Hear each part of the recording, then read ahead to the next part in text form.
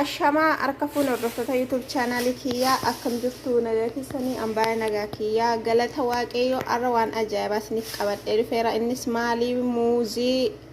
talbaa aloe vera rifeensa kiyyaa dibachuufanii amma dhuma viidiyoo kootti na waliin tura amma talbaan danfisaa isaan booda muuzii fi aloe vera jedhan sadansa walittan dabala amma dhumaatti na waliin turan sinin jedha rifeensaaf baay'ee bareedaadha dhugaa kun muuzii bilchaataasa kuno aloe vera talbaan danfisa hamma na waliin tura kuno talba eesh akkuma argitanii kuno asitti naquufanii muuziin koo kana dirqama muuzii bilchaataasa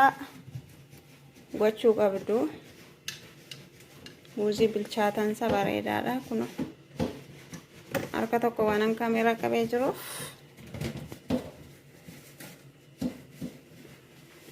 kuno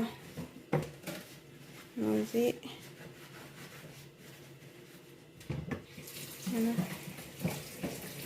kunimmoo aloe veraadha keessaa baafadheera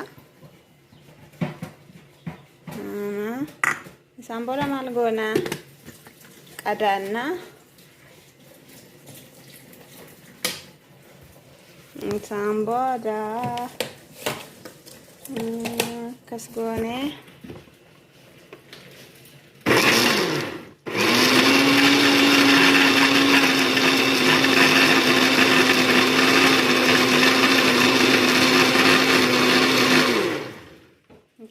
argaa jirtanii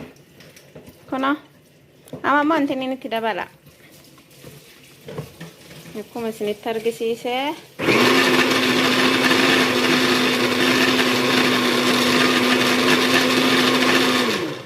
kun xumurameera talbaan eesh akkuma argitan kuna talbaan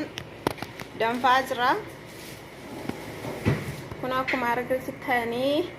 isaan booda gara jalitti yeroo ni jijjiiramu kuno talbaa koo danfifachaa jira isaan booda irraan fuudha baay'ee mul'atu aduutu ba'aa jira maskootii roonte እና kuno talbaan danfaa jira aduudhaaf baay'ee mul'atu ka kuno akkuma argaa jirtanii gara jalitti yeroo ni jijjiiramu irraan fuudha kuno gara jalitti yeroo ni jijjiiramu moo irraa baasee tan lafa kaa'ee xallalaa isinitti na argisiisaa yeroo sis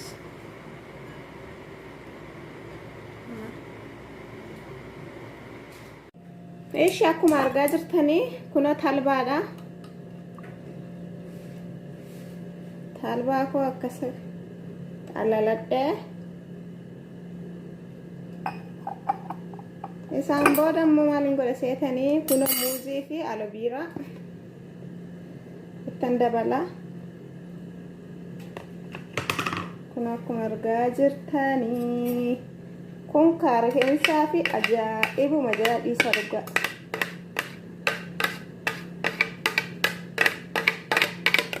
kuno isaan booda waliin hin dabalaqa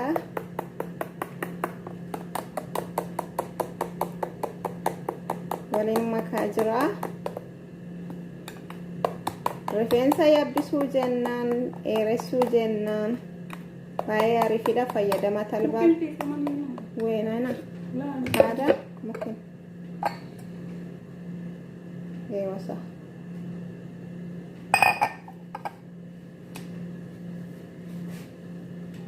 kun akkuma argaa jirtanii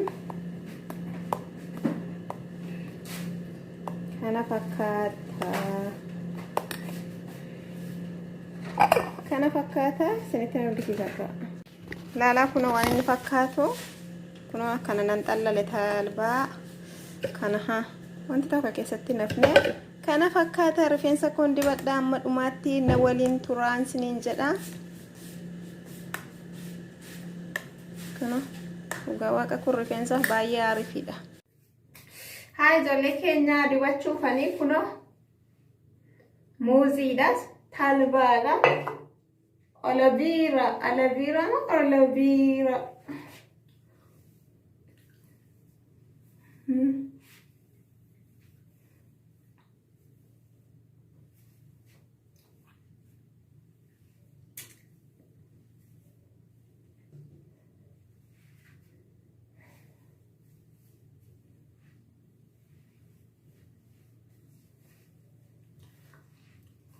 እና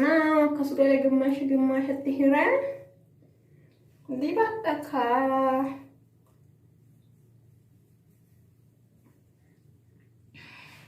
ካናና ሙሽጣን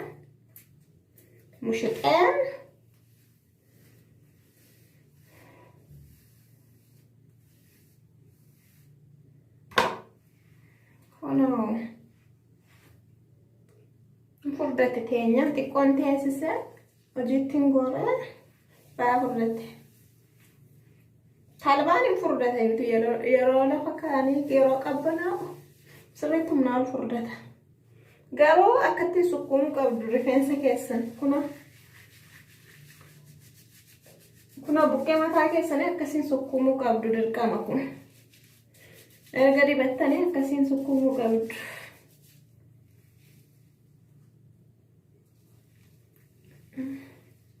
caafi isalle tidibu qabdu kuma caafi isalle akkasin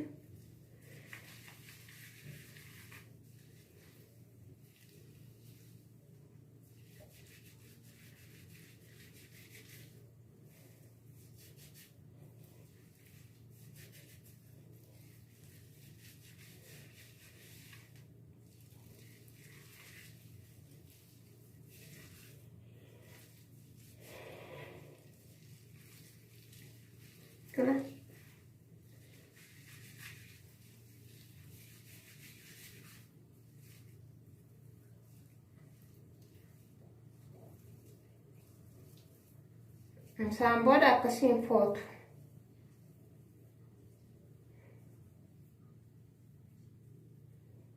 rifeensa baay'ee bareedaadha dhugaa talbaan alaviiraa sanallee yoo argattanii kuno akkattiin footu rifeensa keessa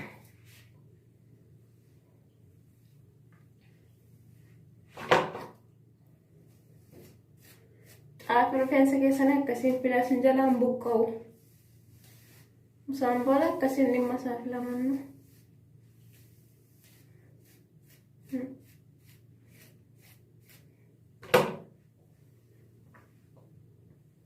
musaan booda walakkaasa akka saddaan qabatanii akkasii walakkaa deebiddu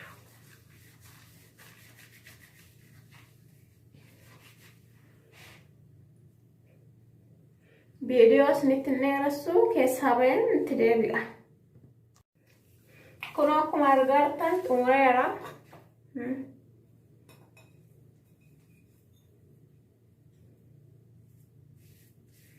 xumureen ka'ee dibadhaa jechuudha dirqaman rifeensa keessan akkasiin sukkuumuu qabdu akkasiin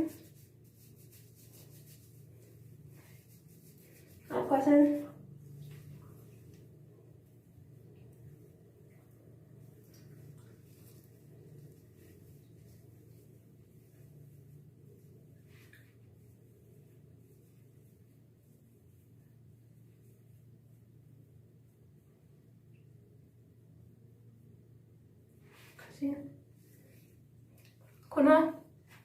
dibadheen ka'ee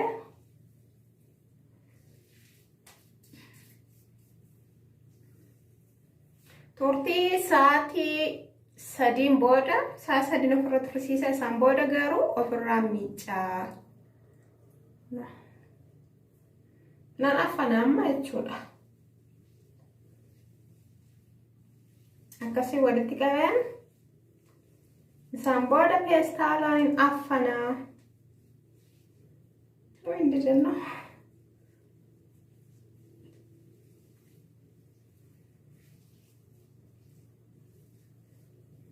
kasgoren katti ruqen isaan booda peestaalii kanaan hin afana ittiin godhen afanaa